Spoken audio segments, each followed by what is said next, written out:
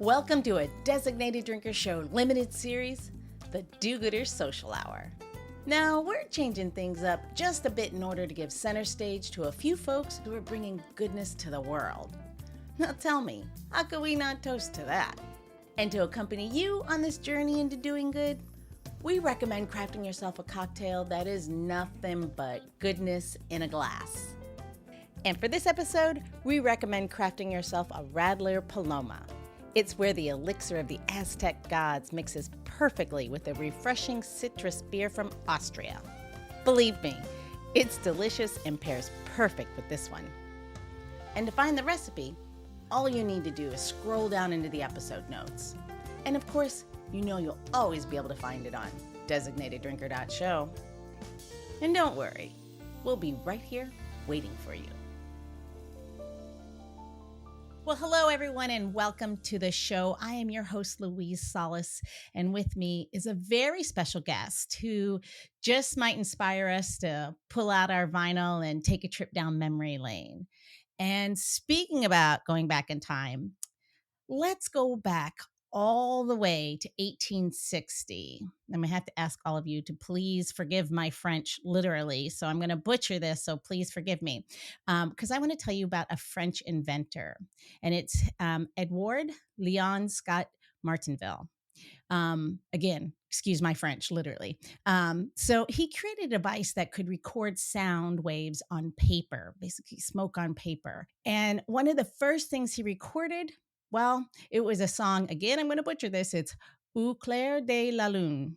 And of course he did, because who doesn't love a good folk song about a late night booty call, literally? If you listen to the translation, that's pretty much what it is. It's loved by the little unexpected entourage by the light of the moon. So anyway, fast forward to 2008, when a team of researchers decided to bring this recording back from the dead. Using a computer program, they converted, and I'm going to butcher this too, it's phonographs. There we go. Converted the phonographs etching into sound. And voila, the world's oldest known recording was reborn.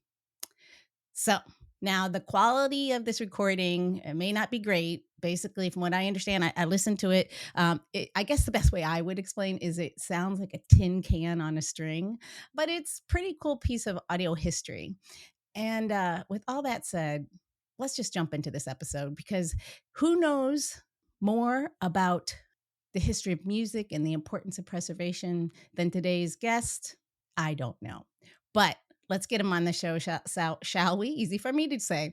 Please welcome the founder and the executive director of Homeroom Music and Film Preservation Foundation, Charvis Campbell. Welcome to the show, Charvis.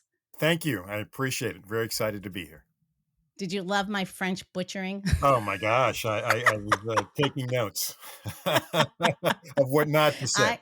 Exactly. I Googled it multiple times. I barely manage English language, as you can tell, of my baubles of just in the opening. So the French is obviously not my forte, but we know what your forte is. So it's Homeroom Music and Film Preservation Foundation. So please tell us a little bit about it. What's it all about? Sure. So in a nutshell, we're all about preserving and promoting and supporting DC music and film. It has a rich musical legacy and culture, and from our perspective, it's worth the effort to preserve it and to make sure that the next generation, my kids, fully understand and fully can appreciate it in a way that that everyone enjoys, I should say. So it doesn't take, let's see, that was from 1860 to 2008 that That recording, recording right, was it doesn't take lost. that Yeah. long for us to find it again. Exactly. So let's back up a little bit. How did this all start for you? Sure, so, in addition to the foundation, our nonprofit, I, own a record shop, HR Records, we're, one of the only handful of Black-owned record shops in the city and in the country, and that's perhaps Wow. another discussion. Uh, but through our record shop, I have really come across some interesting and exciting people and stories and music and when you meet someone you just have that gut instinct, right? You have that gut instinct that this is Yep. a great person. It's a good feel. I had the opportunity to meet Plunky from Oneness of Juju. And he has an iconic name, right? And but he's also Absolutely. an amazing jazz musician in his own right. And so Plunky came to our shop right after COVID. It was really at the end of COVID, and we did a talk for Record Store Day, really to kind of honor Black Fire Records. And I'll talk a little bit more about Black Fire Records. It's an independent Black record label from the 70s. Uh, Wow. so we invited Plunky to the shop. We did a Q&A talk. We filmed it, and I really sat behind the camera and watched and listened to this story. And I really said, you know what, we have to tell this story to the whole world. It's bigger than me. It's bigger than really just DC. It's a story about Black creativity, the Black family, Black entrepreneurship, Black spirituality, Black art, right? And of Wow. course, Yeah. fantastic music, right? And so that was really, for me, really the birth of the foundation, right? I realized that we needed help and support to be able to do that. We were doing other programs during COVID. We hosted a tiny stage for artists, right? We said to our friends who couldn't perform, you know what, come and use our shop, rehearse and practice. But guess what? We're going to film it and we're going to push to Instagram. We did about 15 or so over a couple months, and we rocked it, had a great time. And the reality was we needed some help to do that, right? And so we had some support from the community, and so that really birthed the foundation, right? And so on the way out, I said, Plunky, you know what? I want to make a documentary, if you would allow me. And he said, sure, right? I'm sure he's heard that pitch before. He's in age, Been around a minute. and yeah, fair enough. And so a couple weeks later, I heard about this grant. I called Plunky and said, we have a week to do this. I'll take the lead, but I need your help and support, right? And we wrote the grant, got the grant, and wow, okay, now we got the grant. Now we have to make a movie. And the reality is, you can't make a movie Be with careful what you 10,000. ask for. Exactly, literally, in more ways than one.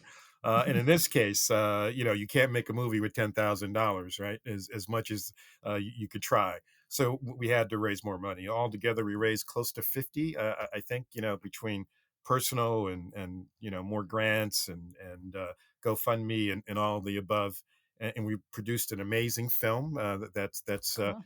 now on PBS. You can watch it on PBS. So really that was the birth of the foundation. I like to think that has allowed us to and open some doors and allowed us to do many more things. And the music festival is one, and I'm sure we'll talk about that a little bit later as well. It's always great to give somebody a platform. That's kind of what we see this show as the opportunity to give you a platform to talk about something. You said something earlier on about something being greater than yourself, and the story is so is worth telling and preserving and sharing. So I guess we are cut from the same cloth on that Yeah, there one. you go. There you go. And the reality again, it's an innate feeling. You know right away that this is special and this is worthy.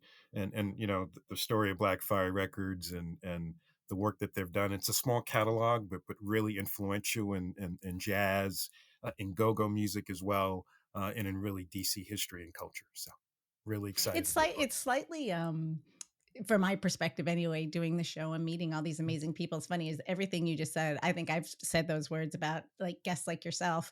I feel honored to be a part of that storytelling because it's not my story to be told or for Sure. me to tell, but I love the fact that I can share in that and I get to learn so much. And I'm hoping I'm sharing these other great stories with others as well. I Yeah, think that's it's great to exactly. be I that mean, catalyst. exactly. I don't want to necessarily date myself, but I was a little incy wincy when Plunky started Black Fire Records in the '70s. But clearly, I feel like I was there, and really through our work and efforts, and got to know this man, and even at his age, he has more energy than I do, and plays that sax with so much energy and power.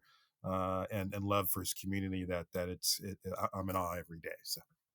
That's really cool. So that love of being part of this greater story, is that kind of how you started your record store? How that Well, part of it, right? I think there's an innate sense that I wanna help preserve and promote, right? But at the same time, there's an understanding that this is my history, this is my culture, and it has a dominant impact in the larger, culture and life, right? And so, yes, I'm in another life, I was in academia and so, that's a part of me, right? Making sure that educational component and that teaching component, and again, I think I reference, my 2 boys who, every day I want to make sure that they can appreciate it, and they do.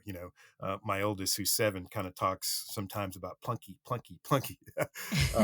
So he understands. He understands. Well, that's great. It's really great that you give that influence to, I mean, like you said, the next generation, you don't want to lose that history, or the fact that you can share it firsthand. That's something that not all of us have that opportunity to, and here you are sharing it outward. Beyond just your own children, so that's amazing. So how, again, how'd you get that record store going? It's Yeah. not So something that's so not a normal way of life. Yeah, yeah, and, perhaps, and I'm not sure if this is the first time I may be acknowledging it, but perhaps, I went through a little midlife crisis, right? Kinda realizing that, let me slow it down. I went to college young at 16, and I felt like I've Wow. been working, for even before then. So I had a chance, to really slow things down. I was working on my PhD. My wife allowed me to take a little break, which I'm very thankful. In retrospect, she may be regretting that, but no, she clearly Happy loves. wife, happy life. Oh my god, she clearly loves and supports me. So I was going to Baltimore on a regular basis to buy records, right? And I found this wonderful record store off Liberty Road. It was called East West Records. He was actually somewhat in like a subterranean mall strip. It was kind of crazy, but next door to him was a African hair braiding shop. On the other side was like a church, and Wow. he's in the corner selling records and books. And I found him. I don't recall how I found it, but we developed a relationship over years, and I kept on going back.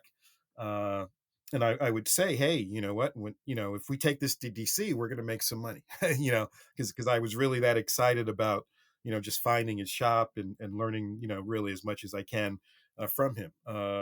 Being a wise sage he was, he said, "You know what? You don't want to open a record shop. Don't do it. Don't do it." But one day he called me and said, "You know what? I just acquired another collection. A friend of mine passed away. I'm selling that plus everything."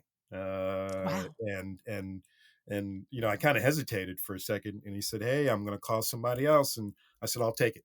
So, not that it was sight unseen. I kind of knew what I was walking into, but not really in some ways, right? So, uh, you know, Ignorance is sometimes blissful. we're talking hundreds of boxes, we're talking bins, we're talking posters, we're talking books. Wow. My late brother, who and again, sometimes things are aligned. He was coming back on a trip from. He had a trucking business. He was coming back. And just happened to be stopping through Baltimore, and I said, "Sean, I need your help. Can we organize this?" And I kind of said, I just have a few boxes. And literally, he got Again, there, and it literally took the whole day of 4 or 5 men kind of loading that truck and wow. moving it and then driving it and putting it in storage and yeah, that's what brothers are for, I guess, right? So so Exactly. now I had Again, these. that it was that ignorance was blissful for a minute. All of a sudden, he's like, "Oh, Exactly, that's way more exactly, than a few exactly. boxes." But now I had these records, and so, it was like, what do we do with these records? And so, clearly it was okay. We got to get them out of storage because that storage bill is a little bit too high on a monthly basis, and so it really just took us a few weeks to get it in the back of an old. I guess how would you describe the shop?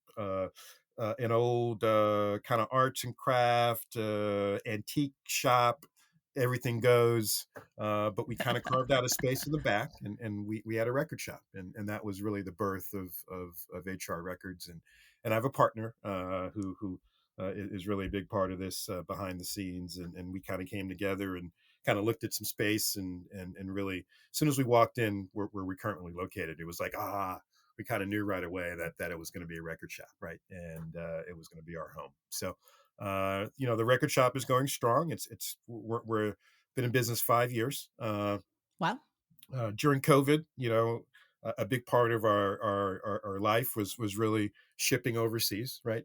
One of the great Oh, things about our music, jazz music, soul music, which we specialize in, is everyone loves it, right? And I say that in a way with a smile on my face, but also in the sense that this is music that it's worthy of preserving, right? Because it speaks not only to our people, but it speaks to everybody, right? And so, with that being said, uh, 5 years of the record shop. But if I'm doing it right, I have someone managing the shop. I have folks working in the shop, and I'm allowed to really do what I love, and that's my passion for the community, passion for preservation. Making documentaries and our music festival and our educational programming. Again, spreading that love and joy and that light. So, what kind of educational programming do you offer? from our masterclass perspective, right? So, every time we have a chance to work with an artist, we ask them to essentially do an educational workshop for us, right? So, we try to pull that knowledge out of the artist, right? So, Doug Card, the jazz great from Black Jazz Records, he did 4, 5, if I'm not correct, but 4 records on black jazz with his ex-wife Jean Carn. They're so iconic again in jazz, and he's on a masterclass Zoom with us, talking about that experience, talking about spiritual jazz and his love and his commitment, and again, even at his age, to allow us to do that, I was really excited. Plunky from Oneness of Juju, and his uh, his compatriot, Sugar Bear, from EU, right? So, I think I talked earlier. We did a documentary on Blackfire Records. Uh, One of the early albums on Blackfire Records is this record called "Free Yourself" by EU. Most people know EU. They're called Experience Unlimited, right? But that first album is not go-go. Sugar Bear wasn't playing go-go. Sugar Bear's playing jazz. He's playing soul. He's playing a little bit of rock, a little bit of funk, and it's an amazing testament to that era of music, right? But now Sugar Bear plays go-go, and he's a go-go artist, right? And so that history, that connection between jazz and go-go, I think is exciting, and we've held sessions talking about that kind of confluence, and that intersection of jazz and go-go. So, from our perspective, if we're doing it right, we're making sure we're making those connections. We're asking our artists not just to perform musically, but also, drop your knowledge. And for me, I just try to be a sponge and soak it all up, right, as much as I can, and then squeeze it out through our filming. Yeah. Yeah, exactly. Yeah. Exactly. That's the right thing to do, right? So squeeze a little out. Tell me what was that progression between jazz and go-go, or is it an evolution, or like you said, it's an intersection? I like to think it is. In some ways, I like to think it all comes from jazz, right? But Sugar Bear, in our documentary, he touches a little bit on it. We actually, have more footage than we actually put in our film, and so it may not have directly made the film. But Sugar Bear talks about how he spent a lot of time with Plunky. He spent a lot of, and so let's back up, right? So Plunky, when he left Yale in the late 60s, early 70s, went out to San Francisco. He goes to San Francisco, and his first band is with the Indico and the Natives. Indico is a South African exile who leaves South Africa and goes out to San Francisco and makes some amazing music. That album, Indico and the Natives, is really rare, really expensive, and if you could find it, I'm really jealous. Uh, uh, but so uh, he learns from Indico, about spirituality, about call and response, about the connection to not just being an artist, but really to the community, right? Because it was more, from Indico's perspective, and Plunky talks about this. It was more about being an artist, but it was more about serving the community, right? So Plunky takes this all in, and his first album on Strata East, which is again another iconic jazz record label from the 70s, is called The Message from Mozambique. And if you look at that album, it's really iconic. They're wearing African masks, their face are colored, it's a black and white cover. And so again, Plunky's taking this all in. He puts out 2 or 3 albums on Strata, and then he formed his own a record label called Black Jazz, right? I'm sorry, called Black Fire in DC. And so, Sugar Bear's learning from him, right? And so Sugar Bear talks about learning the percussion, learning the call and response, seeing, the relationship to the community, to the audience. And in some ways, that's really some of the early sounds of go-go, right? There were others who kind of led that early go-go charge. Chuck Brown, for instance, right? But Chuck just didn't start with go-go. Chuck was a blues man, right? And then he made that transition from blues to go-go. And I like to think that Black Fire Records and Sugar Bear and EU really are a big part of that those early days of go-go, and still are now, right? They just performed at Emancipation Day, which is a kind of a holiday in DC to kind of give respect and acknowledge the freeing of slaves. And so just a wonderful experience. And EU kind of rocked the show. So really, It's really fun. awesome. In those early days to spread like a new genre, I guess, of music, was it mostly through festivals or did they have to work the radio stations? How did they breed that? That's a good point. So a little bit of both, right? So it wasn't necessarily festivals per se. I would say it was really that backyard, that alley party. It was really, we're taking advantage of what we have, and it's our yard, it's our house, it's our street. There were a few festivals that kind of grew out of that experience, right? That Black arts movement, that cultural sense of let's get everyone together. But from a go-go perspective, it was really kind of the backyard. It was the house. It was the barbecue, and then it grew from there, right?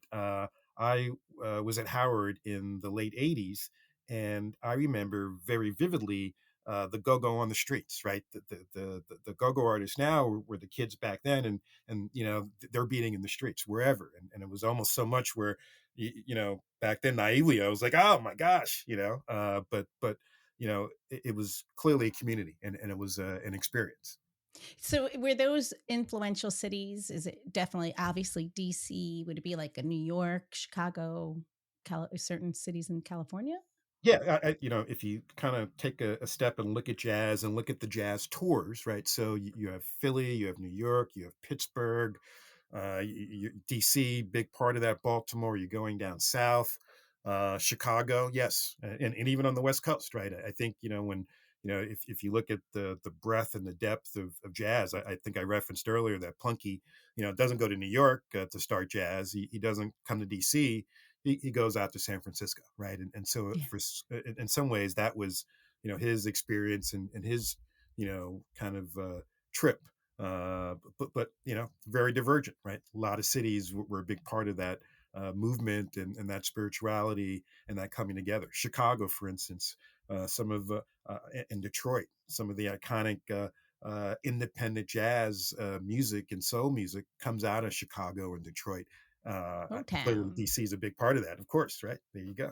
There you Yeah, you ask a kid where's Motown, they'd be like, "What?" go. Surprised. Yeah, you might.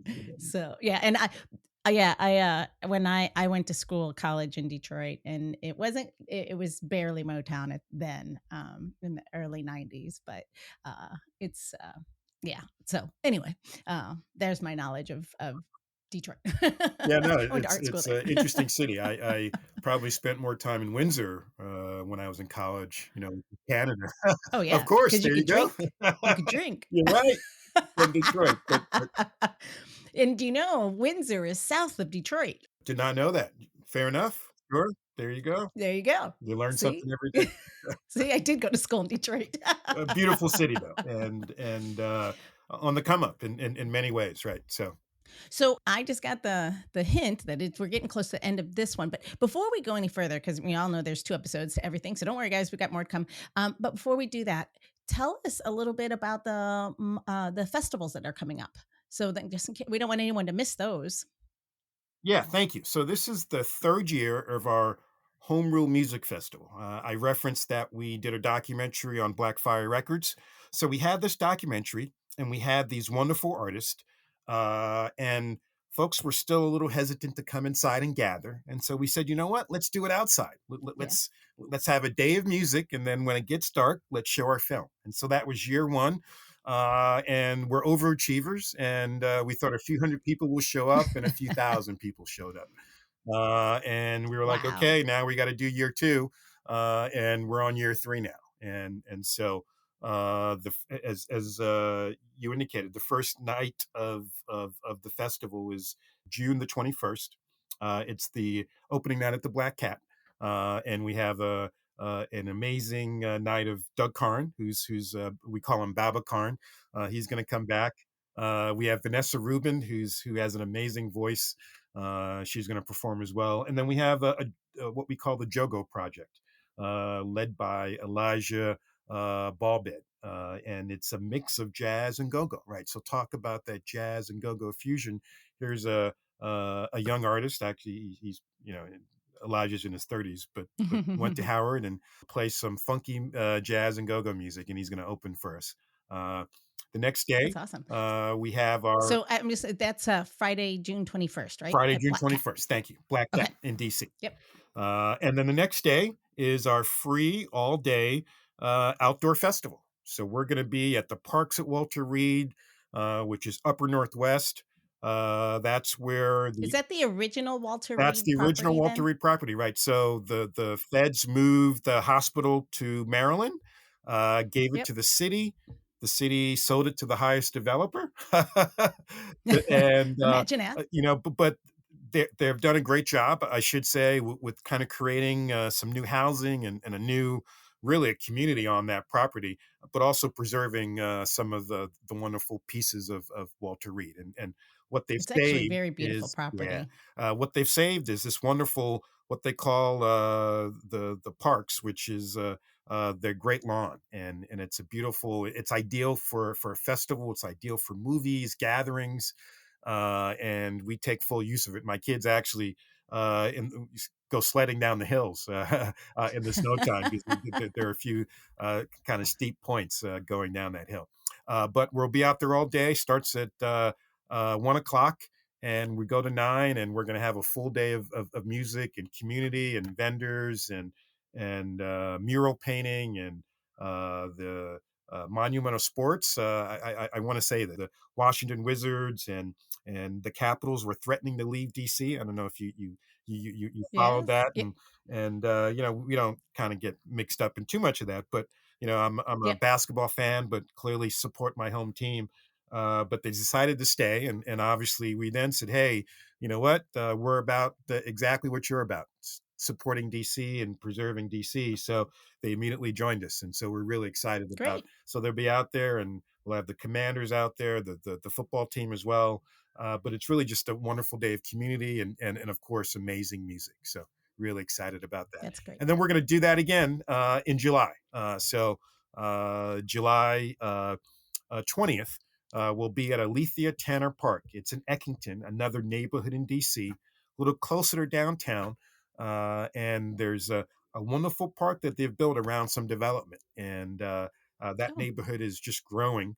It almost looks like I'm a New Yorker, so it almost looks like Soho over there. They have these kind of cool warehouses and some some cool eateries and but we're going to do a wonderful festival in the park. We're on a smaller scale, going to duplicate what we're doing at the parks at Walter Reed. The focus on this festival is go-go, right? So it's going to Hmm. we have a youth go-go band that's going to open for us, which I'm Oh, really wow. yeah, this is going to be really cool. They're part of a DCPS, which is the DC public school system, and another organization called kind of finding your rhythm, and they work with youth, and they're going to kind of partner with us and partner with DCPS to give us a youth band. So we're really, really pleased about that. So, That's great. So there's lots to look forward to. yeah, I'm going to recap the dates for everyone. Friday, June 21st is going to be opening night at Black Cat. And then the following day, which is Saturday, June 22nd, it's the festival at Walter Reed, the parks at Walter Reed, from 1 to 9, if I got that you correct. did. And then we're going to do it all over again in July when it's nice and balmy out there. And that's Saturday, July 20th at Althea Tanner Park. Just to jump in and say this, we actually got DC Water to come out in July, and they're going to be out there with their water truck, so hosing down Oh, everybody. fun. So yeah, yeah, you got to plan ahead. Believe me. Absolutely. All right. Hal just came in, gave me the stink eye again, so I better wrap this part up. So I'm going to wrap up part 1 with founder and executive director of Homeroom Music and Film Preservation Foundation, Charvis Campbell. But like I said, don't worry. We have so much more to discuss. So why don't you go grab a cocktail or two and get ready for part 2 of this episode with Charvis Campbell. The Designated Drinker Show is produced by Missing Link, a Latino-owned, strategy-driven, creatively fueled production co-op. From ideation to creation, we craft human connections through intelligent, engaging, and informative content. Also in the Missing Link lineup of podcasts is Rodger That, a podcast dedicated to guiding you through the haze of dementia, led by skilled caregivers. Now, if you're looking for a whole new way to enjoy the theater, check out Between Acts, an immersive audio theater podcast experience. Each episode takes you on a spellbinding journey through the works of newfound playwrights, from dramas to comedies and everything in between. Find Missing Link's League of Podcasts on Apple Podcasts, Spotify, or wherever you listen to your podcasts. And while you're there, please don't forget to follow, download, and review the shows. Your reviews help our shows reach new audiences. To find out more about Missing Link, visit missinglink.company. That's missinglink.company.